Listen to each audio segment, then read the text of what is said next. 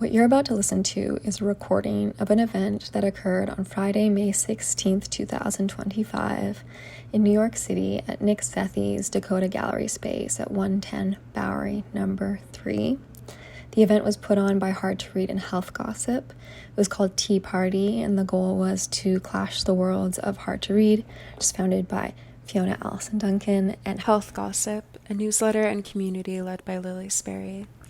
Tea Party brought together different readers and performers along with art objects, a raffle, curated books.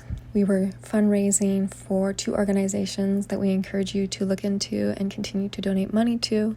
The first is One Love Community Fridge. The second is the Coin Program at Cal and Lord. We're fundraising in honor of the late Cecilia Gentili, who participated in a past Hard to Read event in February 2024. We want to thank everyone who participated in this event, especially those who donated books and merch, raffle prizes, and beverages, tinctures, teas. Big thanks to Zizia Botanicals, Leaves and Garden, Happier Groceries, Lariat, Yarrow Medicine, Margaret Haynes and Maison Stellati, Marissa DeCall and Cessant's Fragrance Soaps, On the Nose with from Brianna Capozzi and Maya Barrera. I'm doing this off the top of my head, can you tell? All the publishers who donated books: New Directions, Primary Information, Montez Press, Semitex Worms, Catapult, Hanuman Editions, Anonymous Gallery, Skyhorse, Melville House, me, Hard to Read. I'm Fiona, I run Hard to Read. And all the authors who donated books.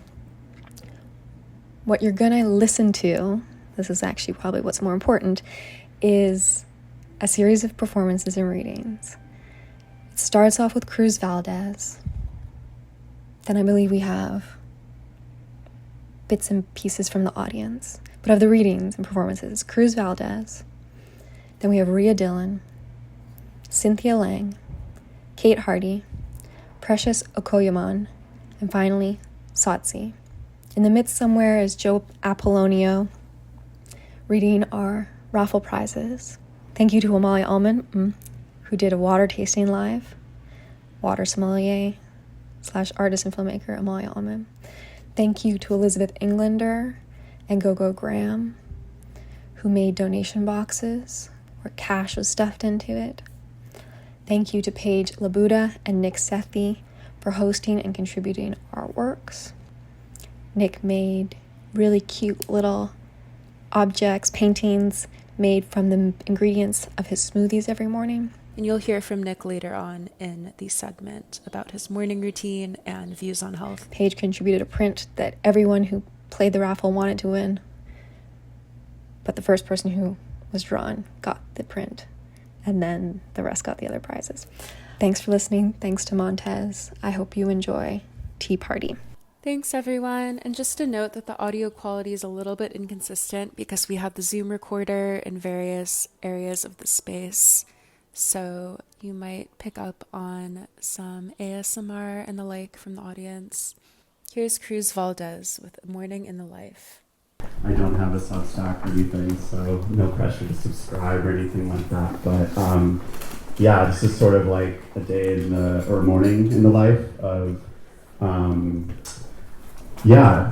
my recovery. I got a vagina last year, and this is just a segment from that process. So yeah, we'll go ahead and dive into it. It's about 10-12 minutes, so it's a little longer, but I wanted to, I edited down a little bit for TV and radio, but I hope that, I feel like it has a good pace and rhythm, but, so just bear with me as we go on this journey together. But, okay, so I titled this piece, A Matter of Health.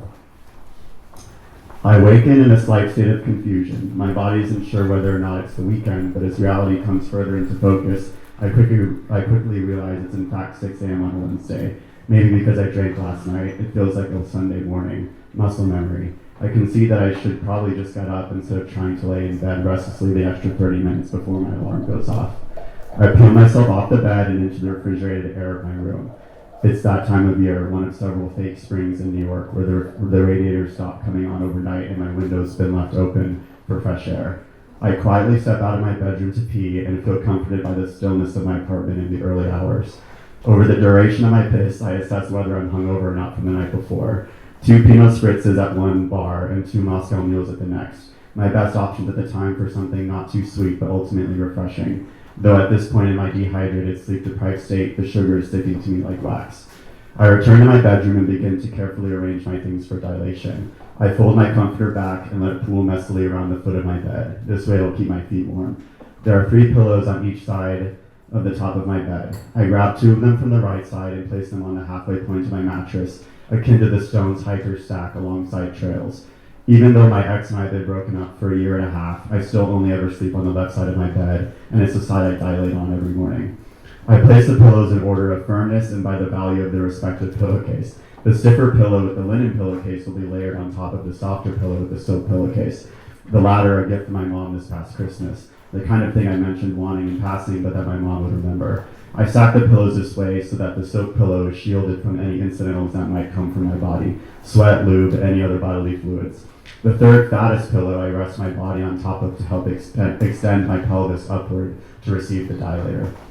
I learned in physical therapy that by leaning against an object while dilating, it's supposed to help relax the pelvic floor muscles. It indicates to the body that it can fully rest rather than having to suspend its legs midair the whole time. It's the same stance as giving birth, for which I'm sure is rife with potential for cis-trans metaphor. Even propped up by pillows, my body approaches relaxing into this stance with the skepticism of a trust fall. Once in position, I set a timer for 2 minutes and begin deep breathing exercises. Again, something I learned from PT. Shout out Ken. I tried to convince myself the value of this opportunity to leave reality for a moment. However, on more than one occasion, I've been snapped back to the present from the realization that I've in fact been passively been scrolling on my phone instead of devoting myself to the breathwork in totality. Nirvana always just slightly out of reach. The purpose is to inflate and deflate your belly with air to release as much tension in the pelvic floor as possible. I take slow, deep breaths and watch my stomach expand to the size of a small beach ball. The potbelly monologue from Pulp Fiction comes to mind. I was told I can also exhale more slowly to further relax, but I think this is more of a means to distract the mind with a task to empty itself over any actual increased physical benefit. I remember Ken saying once that a woman had to move out of New York to heal her pelvic floor issues. So far, I've dilated in New York, Paris, LA, Miami, and haven't noticed much of a difference between them. My timer goes off to the tune of Departure, one of the many prefab iPhone ringtones. Once I realized how often my life would be dictated by alarms, I wanted to choose the one least grating, since the sound of the default radial elicits a bodily response in me akin to hearing a war siren. Departure I find alerting but also relieving in nature. It's gently surging electronic chimes, swirling upwards towards a sonic climax, ending on a note that could even be considered hopeful. Now the actual dilating begins. I reach into my bedside table for both my purple and blue dilators, for depth and width respectively. Because of my ongoing battle with granulated tissue, the blue is as wide as I can go with it on a regular basis, but I've achieved green a small handful of times. Despite this limitation, my surgeon has assured me that even blue can accommodate most penises. I take a large-sized bottle of sticky stuff lube and squeeze one full pump on the entrance of my vagina and another pump to coat the dilator in. I know that with even the smaller size dilator, entry will cause pain, the remaining granulated tissue being located just past the entrance on my right side. I pump up my iPad and look for something on YouTube to play during this morning session. The sweet spot is something entertaining or interesting without demanding too much of my attention away from the task at hand. I decide on a video essay about post-feminism and Sex in the City, no doubt suggested by the algorithm because of a recent rewatch of Season 4, Episode 1, The Real Me. As the video begins to play, I initiate a series of painful half entries leading to full entries as my dilator works to gradually reacquaint the walls of my vagina with a foreign object. There are a series of white dots on the dilator indicating the depth of which you're reaching. My depth is between 1 to 2 dots out, which roughly corresponds to the length of my genitalia before surgery, penile inversion in the most literal sense. Somewhere around the 5-minute mark, I achieve an acceptable depth and start my timer for 30 minutes. This half-hour increment of time I found allows me to get the best results for achieving depth and prepare for the larger size dilator to come after. Majority of this routine is all done with my left hand, while my right hand I leave free to scroll my phone, flip through my iPad, etc. I compare this ability to my circus-like adeptness to pick things up and perform actions with my feet, both methods being born from a lazy aversion to germs. I measure my depth using a small brown hand mirror purchased by my parents from a local discount store during my initial recovery period, sourced purely for its function without any regard for aesthetics during this particularly urgent state. Over the months, I've become quite fond of its ordinary nature. Even when its handle snapped off in my luggage on my trip to Paris this past fall, I haven't been able to bring myself to buy a replacement. She's been with me through so much, even refusing to shatter over the numerous times she's gone crashing to the floor for my haphazard bed making. During the course of these 30-minute intervals, I count the dots of the dilator with my mirror to ascertain the depth I'm achieving, usually every 5 minutes or so. Inevitably, no matter how deep I get, the dilator works to slyly find its way out. This prompts me to fully remove it and then fully insert it again. Measured actions, gently, allowing myself to expand naturally with the object. I'm oscillating between this and tuning in and out of my video essay. I overhear a line out of context to the effect of 21st century women's dissatisfaction with having it all. Alarm number 2 goes off. I gently, and in real life, I gently remove my purple dilator and place it to the side with a paper towel. I then repeat the same 2-pump lube ritual for the blue dilator. Insertion is generally easy, encouraging since not even a month ago it was too difficult, a side effect of the recent surgery to remove the granulation and its immediate reoccurrence. There's a greater pressure upon its insertion, but the pain more or less subsides. Before I know it, departure rings again, and today's session is over. 2 sessions per day is supposed to be best, but because of complications once a day, my complications once a day gives me the best results right now and lets me attempt to live my life as uninterrupted as possible. I crumple up the doggy pad I was laying on and throw it in the small trash can at the foot of my bed. Another part of the ritual is what they recommend to catch any fluids during the dilation process that might dirty your bedding. I find this to be funnily the most demeaning part of this whole process, but when I liken myself to a puppy learning to be housebroken, maybe it's kind of cute. I collect my dilators and stumble half naked to the bathroom. I pee again and then lean down to clean my dilators under the faucet in the bathtub. No one told me to rinse them this way. I just figured putting something that was in my pussy in the tub rather than the sink where people wash their hands was the more sanitary thing to do. I quickly get ready and head out the door for my appointment. I board the Q train and it's packed with commuters because of the hour. I'm forced to stand at first, but squeeze into a middle seat so I can read, even though I decide to write instead. After about 45-minute commute, I step off the train at 72nd Street Station. Even through my peripheral vision, I know when I've arrived uptown because the atmosphere of the stations becomes cleaner and more spacious, even through the dirty train car windows. There's something religious about the procession of morning commuters and the chapel-like ceilings of the station, the mutually shared silence, other than the shuffle of our collective bodies and the thunder of passing trains, the kind of silence you only really experience in school or places of worship. This religious theme culminates with the nearly vertically pitched escalator to exit 72nd Street. I can't help but feel like I'm in a characterized ascension to heaven, like so many cartoon characters before me. The air is brisk and punishing on my way towards the office on 77th Street. Fuck fake spring, I think to myself. Some tights in the shop window catch my eye until I realize it's a compression tights store. I consider this part of town an informal medical supply store district. I can only assume due in part to the number of medical specialist office centralized here. Next door to the compression tights store shop is a store I often pass called A Matter of Health. I see it's now closed and going out of business. As I hurry in the opposite direction, the numerous commuters on their way to their 9-to-5s, I can't help but feel how starkly contrasted we are. My artist lifestyle affording me the lack of funds and abundant time to pursue this venture through state-sponsored healthcare. Meanwhile, they're collecting salaries and wearing office attire, model citizens. Meanwhile, I'm fashion stomping through them like I'm trying to escape. I turn the corner on the block of my doctor's office and pass a school beginning session with a crowd of mothers dropping their children off outside. As I hurry past them, I feel a sense of vulgarity by way of internalized transphobia. I pass by the facade of a restaurant with a full-length mirror I sometimes take photos of myself in, but don't like how I look usually. I stop to do it anyway. The entrance to my doctor's is at street level, and I come crashing in. There's a bit of a line at the front desk, which is unusual. I performatively take my place at the end of it before the front desk clerk calls out, "It's okay, Cruz, you can have a seat." So I do. I scroll my phone a bit and catch up on some texts from this morning. I send an EQ list, fulfill Venmo requests from last night's dinner with friends, post to my Finsta. I text my best friend that I woke up anxious but can't place exactly why. He says it's usually the first thing that comes to mind. After about 15 minutes, my name is called and I follow the attendant to the back. It's one of the 3 rooms they usually stick us in. This one in particular I've been in the least, but stands out in my mind because it's where I had my first post-surgical appointment. It's where they remove the gauze packing and introduce me to dilating, my vagina's unveiling of sorts. Even battered and bruised from surgery, I remember my mom in the room and remarking how beautiful she looked, a shared experience of divine femininity, quote unquote, that I hold closely.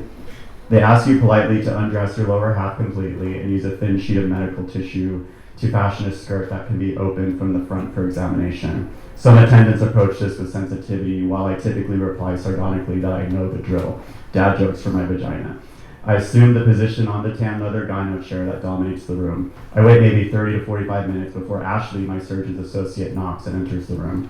Ashley is who I've seen on almost a weekly basis for the past year to administer the silver nitrate treatment. Her personality is dry and practical in nature, but still with a sense of humor. We get along. She greets me and asks me how I'm doing. I say about the same. I hurriedly then assure her that things are still better than before my most recent surgery, if only to convince myself of this too. On these terms, she starts the examination by swabbing the entrance of my vagina with cold lubricant. She tells me to prepare for the speculum, which I do, and it goes in with relative ease. Maybe because I dilated already, I try not to think about what it would feel like if I didn't. She cranks the speculum to widen, and I feel my muscles start to burn as they grip down. After inspecting, she determines that things look much better than last week, and then proceeds to coat the remaining areas with the silver nitrate paste. This leaves me with a metallic discharge for about 2 days. When I describe this to my friends, they liken it to something from the world of vampires or werewolves. There's a sharp burning sensation on contact from the solution, but the pain is mitigated from the satisfaction that comes with the satisfaction of vanquishing something, such an unwanted presence from my body. The granulated tissue is a complicated thing to come to terms with, since it's a result of my body's attempt to overheal itself and not a product of anything my surgeon or myself had done in negligence. Although frustrating, maybe there's actually comfort in its randomness. Ashley answers a few questions I have before leaving and says to make an appointment for next week. I ask if she's available Monday instead of our usual Wednesday because I have a shoot next week. She is. I confirm this with the front desk and make my way out. As I pace quickly down the block to stay warm, I'm absorbed again in my phone, catching up on the messages I've missed. With my head down, lost in thought, I instinctively turn a corner and an overwhelming ray of sunshine cuts through my eye line and shakes me out of my trance. It astonishes me in its brilliance. I let it warm me even as it blinds me, and I continue to march forward several blocks towards 72nd Street. I arrive at the station, descend the escalator, and board my train home.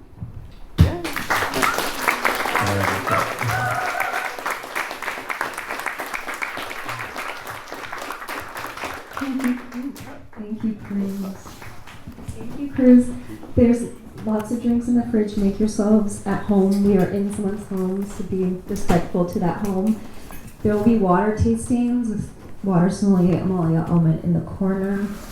If you manage to sneak in without paying, buy a book or some raffle tickets worth the ticket price of admission. And we'll be back with more readings in 45 minutes.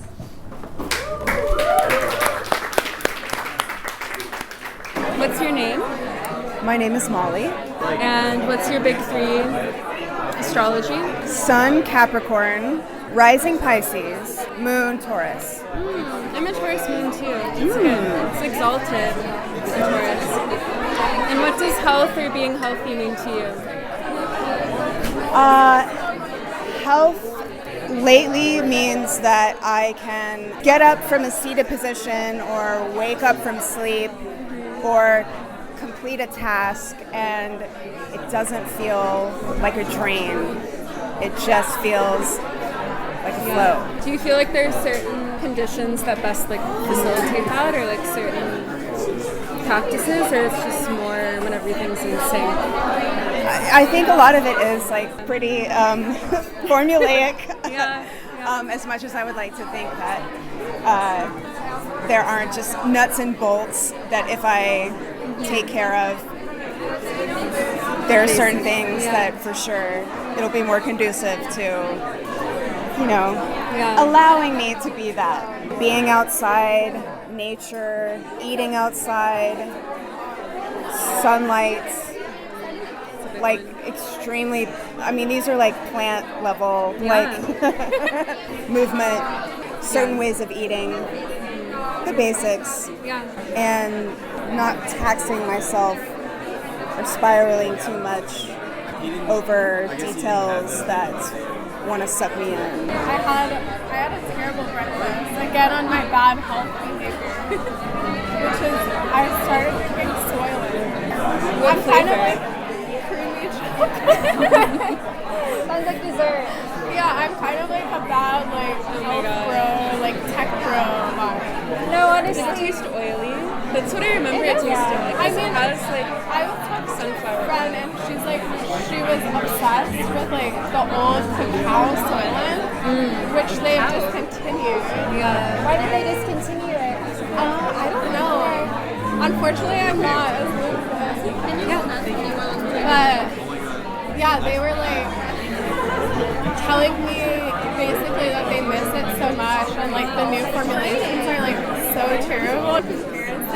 But I actually think from my sampling of Soylent, I'm kind of into creamy chocolate. It's like really unoffensive. No, I love. But it is a tiny bit oily. Yeah, that is. Maybe I think around 2016, I did decide to like get like a box of it, and then I accidentally didn't turn off my subscription, so I got it for a couple months. But it was a trip. Yeah, I got that box. It's like hard to live. Honestly, my favorite thing about it was the way that my refrigerator was so neat. I like had all these black and white bottles lined up perfectly. Which flavor? I got chocolate. I think I got a mix. I got chocolate, strawberry. I don't know. I got a few things. And it all lined up. And I still have the same desires to have like a really, really organized refrigerator. Like part of my fridge is for like my serums and stuff, and the other part is for food. And so I have this so Soylent fulfills this sort of like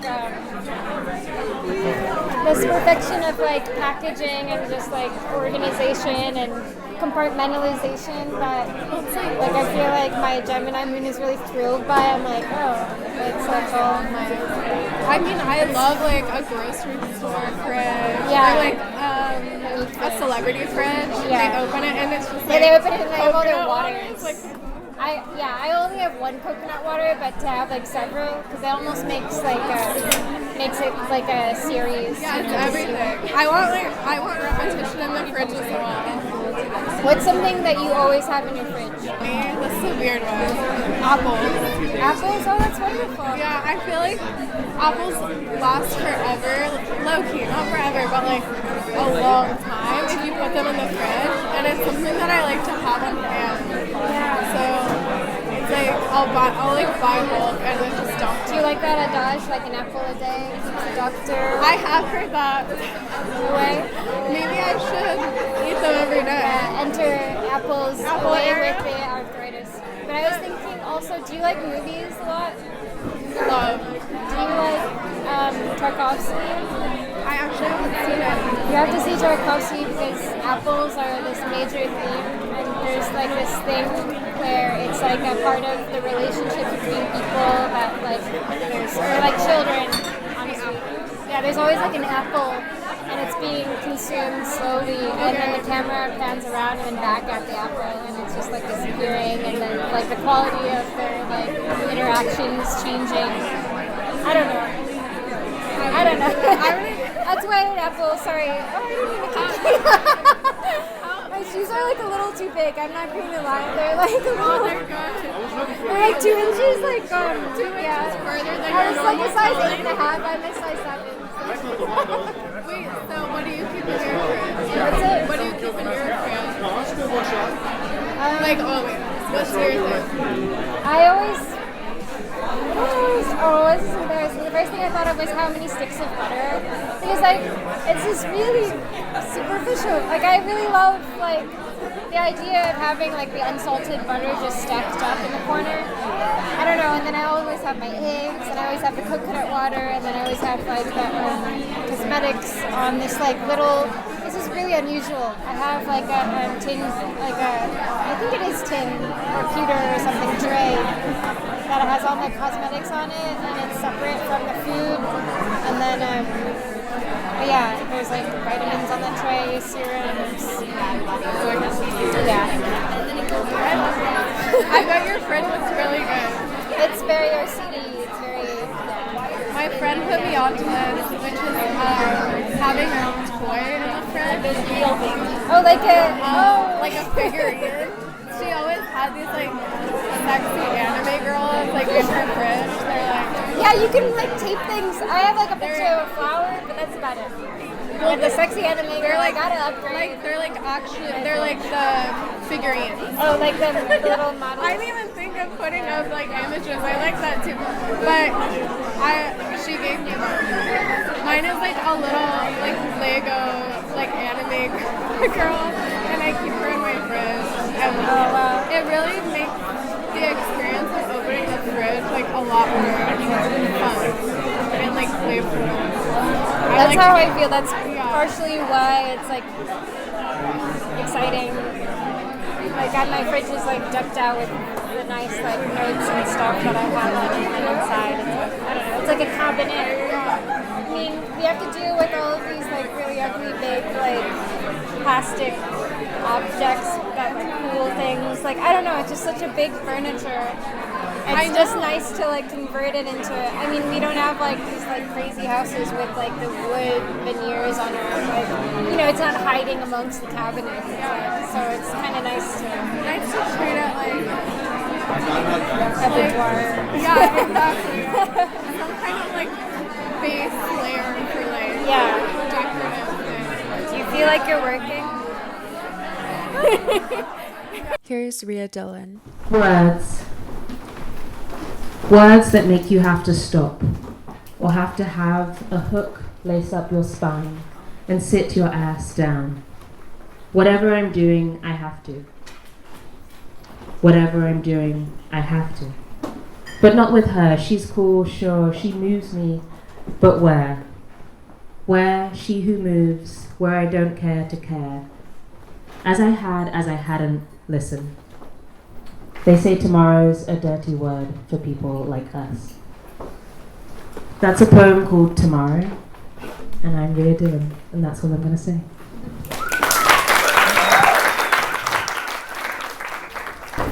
Cynthia? Hi. I'm going to end my reading with a toast, so take a glass of non-alcoholic organic tea. Grab a juice. Make yourself at home.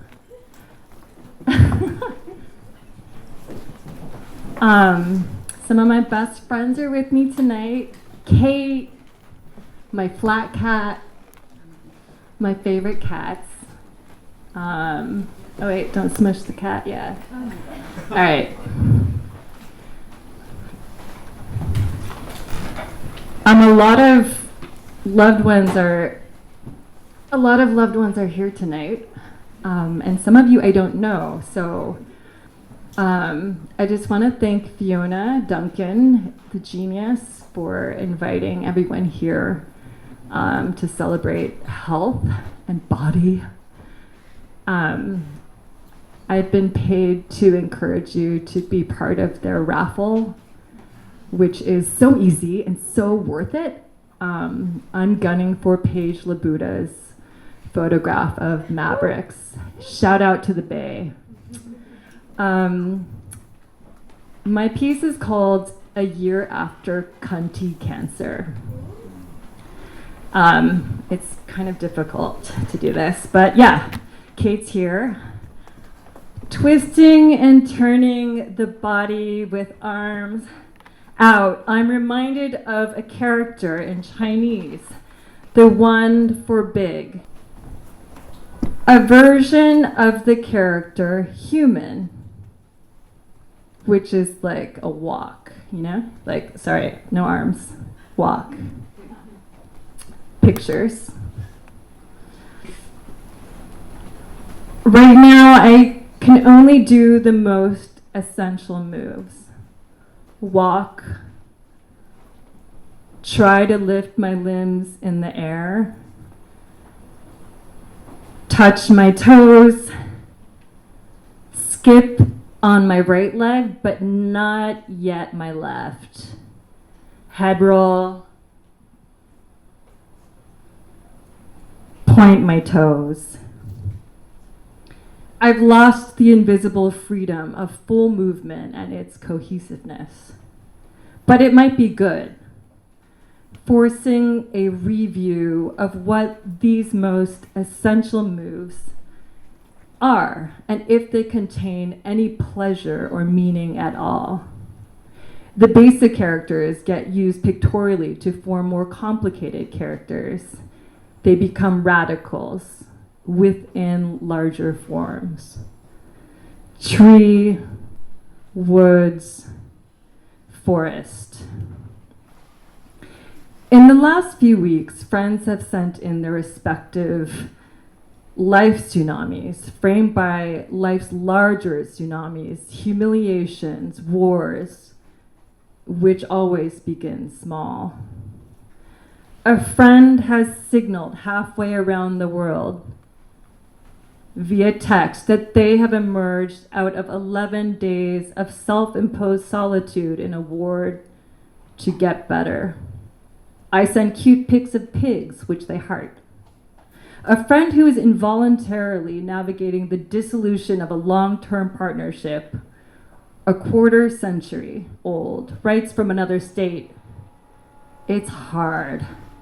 I write, "I'm sorry," and send pics of ikebana my mom made with castaway discarded flowers from Trader Joe's. A friend sets up dinner to share in person, IRL, that they've lost a prestigious position at a top global institution in a bloodless Freudian battle, slowly forced out by the more senior, he threatened by undeniable talent of the younger forced to leave for basically doing too good of a job. A tortured few months followed by an abrupt resignation. And hearing this story at dinner stirs anger in me and stuns me also into silence. I mean, the disturbing thing is that no one feels they can intervene. At least I do. Like a passive witness conditioned to need security. The body can contain so many humiliations, so many hurts, or only so many humiliations, only so many hurts. Cells invisibly aligning to act upon themselves in communal suicide. Walking to studio, I think about wipeout, tsunamis, surfing, never forgetting my first wipeout in the cold waters of Santa Cruz. The body completely suspended in the wave, turns upside down until down means up. All limbs rip out wide. Water rushes into open holes in and out in a millisecond. Surfers call it getting ragdolled. Total wipeout, total liberation from the known. And the next wave is ready to humiliate you before you are. The people we seek out and the people who seek us out. Hey, everyone knows that to survive an impact, you're supposed to crumble, fall, pretend you have no bones, ragdoll on purpose. But really, who walks around thinking this, that in the future, if you're kidnapped and need to jump out of a speeding car, you're kidnapped, right? The way to survive is to willingly crumple, soften everything before eating shit. I practice laying on the ground and moving my arms like a clock, reminding myself to move out from the center back, not the shoulder. I think of my dancer friend, Nini the Mongolian horse, who last year demonstrated this beautifully in full makeup. I can only get from 12:30 to 12:45, little pinch, other arm, 12:15, 12:10, major pain, moving against time. Under COVID, I watched a K-drama, yet again about family vengeance, 16 episodes devoured at once, essentially centered around a single bodily act. Who would kneel down and bow first?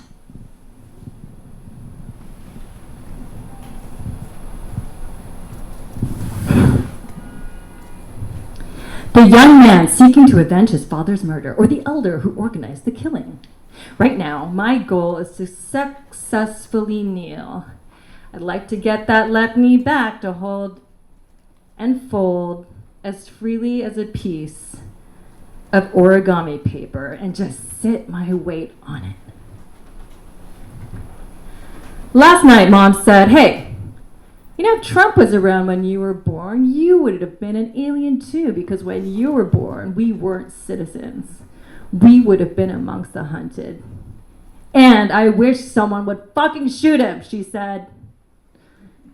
So grab your glasses. To friends, to flexible language. Cheers. Cheers. To Cynthia.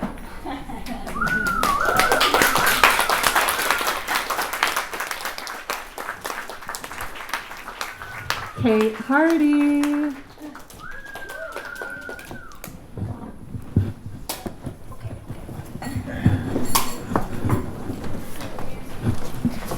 I'm gonna stand because I like moving and I like microphones.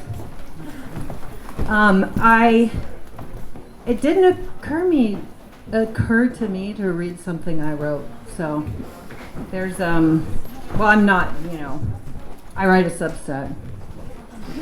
Anyone want to follow me here? Okay, y'all can laugh. I am going to read my friend Montez Purnell's poem. It's one of my favorite in this book. Any Montez fans in here? I mean, how can you not be? Okay, this is Tommy Chin by Montez Purnell. I thought it was appropriate for a group of writers. I'm assuming y'all are writers. Okay. I had jumped Tommy Chin at the San Francisco Young Gay Poets Luncheon in 2004 because in my youth, I struggled with decorum. She had dissed my poetry in the annual newsletter, which I would have forgiven if she had not also had the nerve to be skinnier than me too. Not that being skinnier than me is any great feat, yet still, that bitch had to die. Oh, the critique in her venomous post about me. It rang to the tune of, well, why should we trust this voice? Meanwhile, her white-ass boyfriend, in the same poetry newsletter, mind you, actually published 7 typed rows of the lowercase e and was praised for his devotion to space, shape, and time.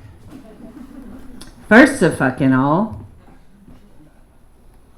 if I really think about it, that is the list of who was both let into and shit all over the club called experimental literature. Why the fuck at this point need we question someone as pure as me about any goddamn thing? And every time someone who isn't a Inya or jazz adjacent critiques my work with excessive force, I still basically smile and bear it. But can't turn off the emotional switch that English, regrettably, is my only language. And I'm being told, a little too often for my liking, that I have no real command of it. If I am not writing like someone's favorite dead white man, or even more insultingly, like someone's white-ass boyfriend, I had let these bitches play me like a pit bull in a basement for far too long. My bad mood had started in the morning. I was young and kept late hours and never smelled the fire burning. But on my way to the luncheon, the entire warehouse of the near homeless had burned. It was word on the street. The landlord had did it. And my hooker friend China was sick and standing on the corner and needed money for dope. And Tommy sat in an apartment in the Castro with his poet boyfriend. And it occurred to me that I had always been closer to being homeless than I had ever been to living with a boyfriend in the Castro. This was not Tommy's fault, but I guess I just got tired of feeling like every fault was mine. But if I really think about it, this is not about race. This is not about class. This is about my ego versus these other corny bitches. And sometimes I take great pleasure in reminding people who have hurt me why I'm stronger than you. Tommy, my love, I want you to know that I hold space for and respect our mutual positionality as men of color in the sisterhood of battling white supremacy in the writing world, is what I should have said before I jumped him. But I was speechless when I did a full frontal tackle and I gripped his throat. His white-ass boyfriend stayed all the way out of it, of course. And I thought it was a horrible racist trope of like Asian Americans being proficient at martial arts, and so I almost never saw that right hook coming that split my front right incisor in half, blood dripping from my gums. And he hit me again, and now I think I'm in love with him. My chokehold lost its economy, and Tommy caught his breath for all of 3 seconds before he charged me. In a moment of divine clarity, I mumbled, "I mutually give honor and respect to our positionality as men of color, Tommy." Right before I grabbed a glass pitcher and hit him in the head so hard that to this day, I am banned from the San Francisco Young Gay Poets Luncheon. But in my defense, I just had to signify that poetry is still dangerous.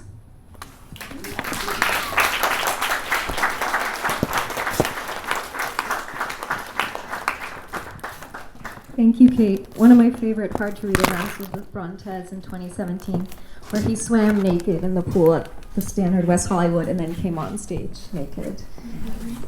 Got dressed slowly, then decided to go to the bathroom and brought the wireless microphone to the bathroom, narrated his bathroom trip and all of the hookups he'd had in that West Hollywood Standard prior, then came back and launched 2 of his books. Is that one of them? Is that Johnny the Dick book? Yeah. Since I laid my burden down and, this is the new one. Okay. There's a number of them now. We'll see you again in 30 minutes when we draw raffle prizes and we have Precious and Sotce. Enjoy the last 30 minutes of drinks and food if there's any left. See you soon. You love it though. It was very fun. It's so like dynamic. Yeah. Especially when it's like playoffs. Because then like everyone there is like lit. Yeah, no, it was, the thing is that, so what I've learned is that the Knicks have never been that far in a competition. Like 20 years. Exactly. So everyone is so excited. It's big.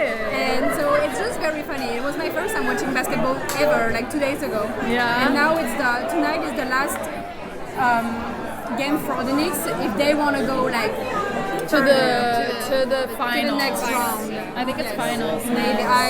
I don't know. Well, you'll know now. I know tonight. Do you understand what's going on when you watch it? Yes, it's basketball is quite simple. It's I think I refuse to understand. It's straight like baseball and American football. American football is fucked up. I could not understand. But I still don't understand it. When I was like a cheerleader and I had to watch those games, I didn't know what the fuck was going on. Yeah. Like, cheerleader? I was Nika Lore. You do love to dance. Well, I was a Do you still pommy. have any of your moves? I know my cheers still. Wow. I know the one that's it's like take it away. You should have had Nika to the performance tonight, and she would be. I'm recording this, so she's part of the performance. Give me an A, give me an L, give me a T, give me an H. You can still do it. Health chant. It's the best thing in the world. It's the first thing you should think about when you wake up, not Instagram. Yeah. Do a healthy thing. My friend Nick, who's here somewhere, I work out with him every day. No, we work out in the park. We look at the sun every morning. Seward Park? Seward if I'm solo, Tompkins if I'm with Nick, and company. There's other people. But Nick and Nick. Nick and Nick, at least, if not more. Then smoothie, which is what I made the painting. Meditation, something that I try to do a lot. Therapy, all the stuff, dude. Totally. 2025. It's cool. It's becoming very necessary, I think. It's not in like a check off the box. It's The also magic just of life. cool that people are stoked on it. Yeah. And like want to share and want to talk about it. It's not like a hush hush thing. Totally. Yeah. You know, all of these practices. I had a friend tell me one time you need to start therapy, meditation, and acupuncture, and I started all three. It's like people just like she made me do it. It's like the opposite of gatekeeping. Yeah, you know. She's like, come back to me when you started all of it. I was like, all right, cool. It's really good for your health. Yeah, Mental yeah, health, physical, walking. Take it easy on the sugar. Watch your inflammation. The Flaneur style is so key. Yeah, I'm on the Flaneur. I'm a proponent of the Flaneur lifestyle. Yeah. Yeah, walking is good. Underrated. Do you have anything to say about health? No, I don't think so. Yeah. Isn't it just like There's not really much to say. the lack of That's what I'm learning. lack of bad things? It's not like a It positive feels like thing. a state It's just of like pure a like neutrality. It's neutrality. Think? Yeah. Totally. Yeah. It just like So, centeredness. No. I've been getting shit for this fest like all day. Alright, so as you all know, we have some amazing prizes. You have your names in the raffle bag. We have 6 prizes and 6 lucky people about to receive those prizes. So I'm gonna shake up the bag. So perfectly unbiased. Alright, hold on. This is like there's no name there. Alright, we got Vinny.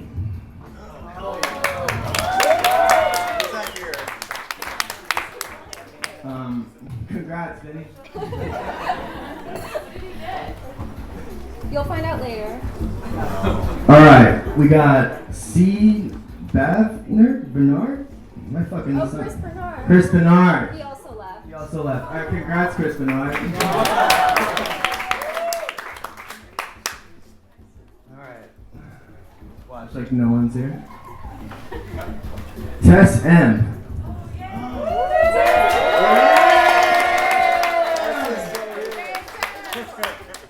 Hell yeah, Tess, congrats. Tabia S. I think she bought ahead of time. What? Yeah, that's the one who bought ahead of time. So she's not here? No. Alright. Yay, well, good time. Alright. Got 2 more? 2 more. Amalia Ullman. Oh, great! No, I didn't fucking read it. Oh my god. Alright, last one. I'll make it another good shake.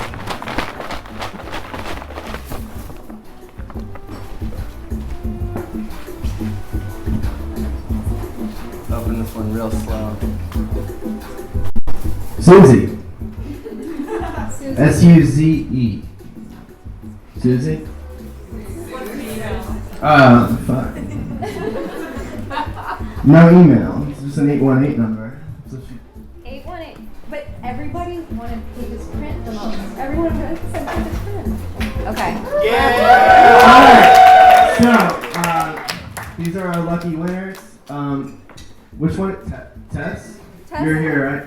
So you get to choose whatever you want. No! Right? No? Never mind. Sorry, my bad. Alright, well, stay after the next 2 performances, and then you'll go to the raffle table and get your prize. Thank you, and see you later.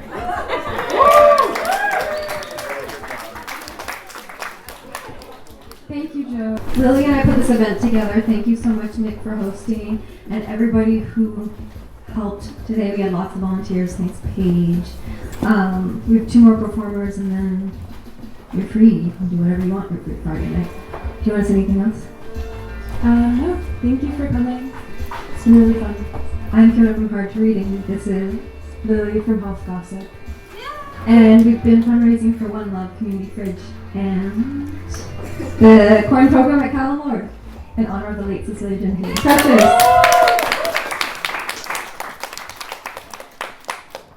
Hi. I thought I would read everybody my favorite poem right now. This is Gravity, by the way.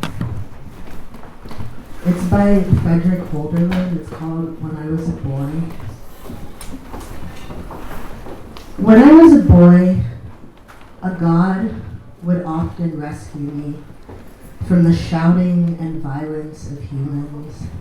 Then, safe and well, I would play with flowers on the meadows, and heaven's breezes would play with me.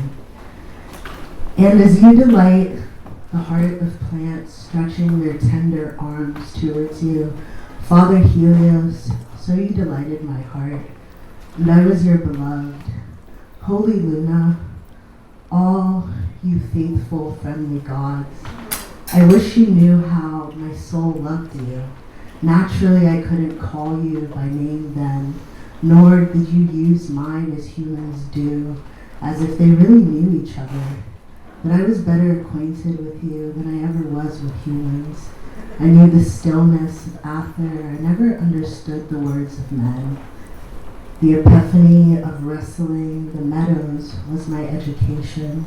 Among the flowers I learned to love. I grew up in the arms of gods.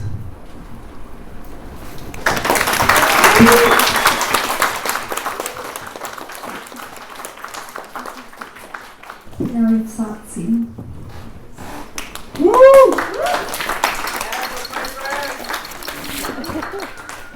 Thus began her project of dying.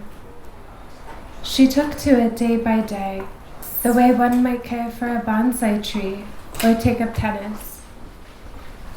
First, she discarded the formalities of eating, drinking, walking around. Once her body had weakened, those strong feelings stopped sticking to it. That much was easy because it required less effort the further she went with it. Every day she tried to care less, and live less, and fade harder. The universe would have to go easy on her, because there was so little left of her for it to go in on. The dishes began to pile up, first in the sink and then later on under her bed. When the snakes realized they were starving, they could only sputter and hiccup like a car that wouldn't turn on. Since she hated them, she rejoiced in this feeling of them trying to live and failing. The progress towards nothingness became exhilarating. As the secret of the end grew bigger and looming, she got stuck on its idea. The rushing feeling that came over her when she closed her eyes and emptied her lungs, the feeling of it vanishing until she was obsessed with it, in love with it, and from then on, every second, every hour was about finishing it out. She knew she was not from here. She would never have intended to inherit this life. So there had been some mistake. Because she did not belong in this world. And she did not want to be a part of it for even 1 second. Every beat of her heart begged to break free into the open space. Was there love left in there? Yes, there was. She was set on going because it was her choice to make. It was the only move that her experience had led her to. But although she wouldn't have admitted it, she was also afraid. What scared her was that once she did it, she might not be anywhere. She might not be anywhere ever again. She might be nowhere forever because of how reality might close up around her doing something as selfish and obstinate as her own undoing. It was a cheat code to take herself away. that might leave her incapable of ever being touched or seen or located or in some way found. Because more deeply than her dream of disappearing was her dream of being found. Sometimes all of the mess reeked with hope, that someone would intervene, that a certain someone would see the fear behind the pent-up hostility and take her someplace clean and warm. But anyone who came along with this energy was coded in the regretful, languid nature of the time. A daze hung over everything because the living wasn't that good. Whenever she sensed resignation in someone, her stomach turned over. She wanted to be part of something beautiful. So she relegated to her descent into wretchedness, which was occasionally beautiful, in that it was private and effective, in that it demonstrated a certain strength, in that she did it by herself. She never yielded to pity for long because she was busy approaching her goal, sitting against the wall like a vampire, like the queen of death, too weak and too regal to do anything besides sit, scroll, watch, type, call, paint her nails, pick her fingers, rip threads from clothes, post and quickly archive it with her heart beating fast, kick the sheets off her legs, wish that something would move while closing in on being immovable, hunger strike until the outside came alive or the inside became friendly or at least reasonable, but it didn't and it never would, and so she settled on the new feeling of her world getting small and dark. And so this was the night she did it. It was her first time out of her room in so long. It took an avalanche of pills and saturated willpower and this prolonged loosening of all that had actually tied her to this world, which had turned out to be very little in the end. Her eyes were heavy and lazy and her throat burned like a cauldron, and when she saw herself in the air, she just took off. She didn't tell anyone where she was going. Should I keep going? Yeah. Make no mistake, she was sick and she was confused and she was hating something that a person can't really have an opinion on. Or well, a person will feel however they do, but hating on your soul for being a soul is like hating a tree or hating the snow, is just a pointless projection at something that's impossible to comprehend and hollow in its essence, and it's just your prerogative to pretend otherwise, your miscalculation, your misdirected sense of ambition, to take revenge on a self for being a self. She just couldn't conceive a world where she had value. She had never been anything before. She couldn't find a reason to live that felt like one. And she was also very young. This is important to understand. She hadn't lived much at all. Not enough to have courage. Not enough to have a reserve of foresight or patience for times like these. But that was all drifting away now. She was no longer connected to her voice box or her body, but she was able to speak to the angel from her chest, the flower angel who was so lovely and light. She hesitated in the space they were in. She said, "Do I come home now?" The angel did a funny laugh that sounded like a million bells. Everyone that she could remember was there in her eye petals, being born and growing old and dying and born again, and all the while smiling. In that sweet, sad knowing way, like when you tell a random girl at a party that you were raped, all matter-of-factly, because you kind of want to scare her, and then she says that she was too. She looked at the faces of her classmates and her sisters, her aunts and uncles, the boyfriend from the summer before, who had probably never thought of her as a girlfriend, who had asked her bemusedly if she was still a virgin, and she had thought about it and then said no. In her angel of light, the angel said, wait, no. In her ocean of light, the angel had decided something. You won't go yet. She felt a surge of panic. She said, what? Why not? You won't. But did you see what I did? I mean, I did it, and you're here. I did all of that, and then you came. She could feel her breath catching up with her human breath, like things were waking up. She suddenly felt desperate. Please, please, please, let me go with you.